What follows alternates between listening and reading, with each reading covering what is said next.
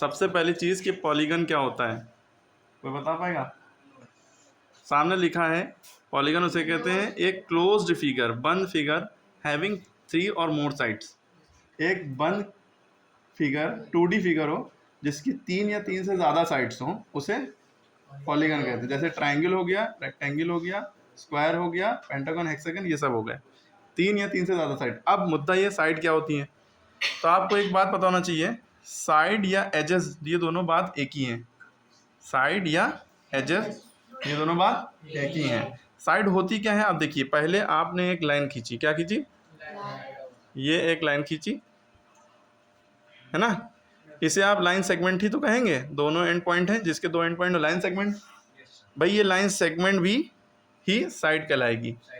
एक साइड ये हो गई, दूसरी साइड हमने ये बना दी यहाँ से यहाँ तक के, ठीक, इसे कहते हैं हम एंगल। क्या कहते हैं, एंगल। जब दो साइड मिलती हैं वो एंगल बनता है, ठीक है, ओके।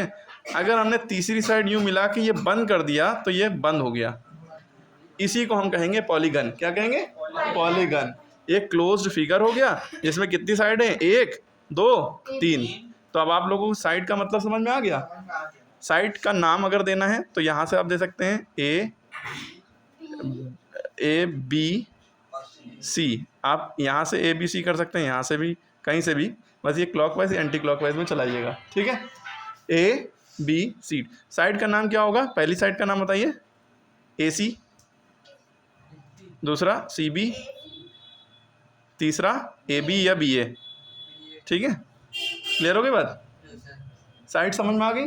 अब दूसरी बात है वर्टिसेस या कॉर्नर्स। तो ये दोनों बात एक ही होती है, कोने या कॉर्नर्स बात एक ही होती है। कोने कहाँ दिख रहे हैं, एक ये है, एक ये है, एक ये है। तो कोने का नाम कैसे लिखेंगे, एक कोना ए हो गया, इसका नाम ए है, कॉमा, दूसरा कोना बी है, तीसरा कोना सी है। कॉर्नर्स या वर्टिसेस, एक कोने को हम कहेंगे वर्टेक्स। खाली एक ही कोने की बात करें तो वर्टेक्स कहलाएगा। बहुत सारे वर्टेक्स का प्लूरल होता है वर्टिसेस, ठीक है। एंगल्स की बात करें, एंगल्स की स्पेलिंग में ANGLES होता है, ये एंगल्स होता है। ANGEL लिखा है, ये एंजल है, एंजल माने फरिश्ता हो जाता है। तो स्पेलिंग याद रखिएगा, एंगल्स की स्पेलिंग गलत ना करिए, बच्चे करते हैं गलत। एंगल्स क्या है, अब देखिए जितने भी हमने बताया नहीं था भाई, एक साइड ये बनी, दूसरी साइड ये बनी, अंदर ये क्या बना, एंगल, ठीक है। तो अब आप देखिए इसमें क्या है, एक एंगल ये है, एक एंगल ये है, एक एंगल ये है, 3 एंगल दिख रहे हैं। एंगल का मतलब समझ में आ गया। पहले लिखो नहीं, पहले समझो। जिस टाइम पढ़ाया जाता है उस टाइम सिर्फ समझा जाता है ध्यान से, बाद में लिखा जाता है अपनी समझ से, बिना देखे, ठीक है। अब एंगल का जैसे एंगल ए है, इसको आप एंगल ए भी लिख सकते हैं, या इसको दूसरे तरीके से एंगल ए ही को हम दूसरे तरीके से लिख सकते हैं, CAB। क्या लिखेंगे, एंगल का सिंबल बनाएंगे CAB।